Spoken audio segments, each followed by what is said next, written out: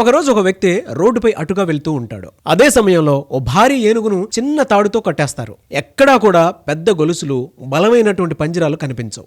దీంతో ఆ వ్యక్తికి ఓ అనుమానం వస్తుంది. అదేంటి అంత చిన్న తాడు అంత పెద్ద ఏనుగును ఏ విధంగా ఆపుతోంది?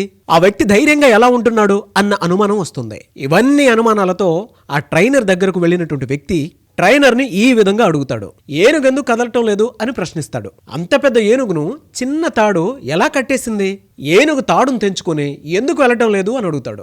దీనికి ట్రైనర్ ఆసక్తికర సమాధానం ఇస్తాడు. ట్రైనర్ మాట్లాడుతూ, ఈ ఏనుగులను చిన్నప్పుడే ఈ చిన్న తాడుతోనే కట్టేస్తాం. ఆ సమయంలో వీటికి ఆ తాడు నిజంగా బలంగా ఉంటుంది.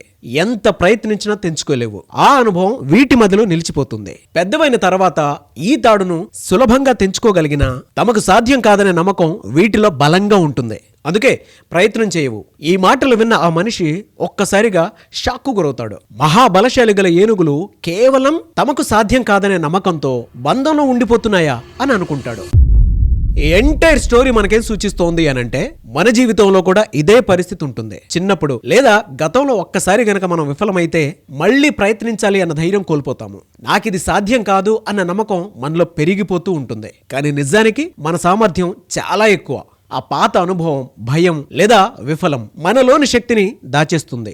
జీవితంలో విమర్శలు, విఫలాలు సహజం. అవి నేర్చుకునే అవకాశాలు మాత్రమే. ఒక్కసారి విఫలమైనందుకు మనం శాశ్వతంగా అశక్తులం అవ్వం. కాబట్టి భయాన్ని, గతాన్ని దాటేసి కొత్త ధైర్యంతో ప్రయత్నం చేస్తే మన శక్తి ఏంటో మనకే తెలుస్తుంది. అలాంటి శక్తిని రెట్టింపు ఉత్సాహంతో మీలో మీరు నింపుకోవాలి అనంటే December 2 నుంచి కుబేరా బ్యాచ్ 3 నేను స్టార్ట్ చేయబోతున్నాను. ఫుడ్ మనీ సైకాలజీ పేరు మీద 7 days క్లాస్ ఉంటుంది. ఎవరైనా సరే ఎన్రోల్ చేసుకోవాలి అనుకునేటువంటి స్క్రీన్ మీద మీ కాంటాక్ట్ నెంబర్ కనిపిస్తుంది. దానికి మీరు కాల్ ఆర్ మెసేజ్ వాట్సాప్ చేసి వెంటనే ఇప్పుడే ఎన్రోల్ చేసుకోండి. అండ్ మీలో ఉన్న భయాలను ఇప్పటికీ మేము ఓవర్కమ్ చేయలేకపోతున్నాము అనుకునేటువంటి వాళ్ళు మీ అభిప్రాయాన్ని కింద కామెంట్ బాక్స్ లో పోస్ట్ చేయండి.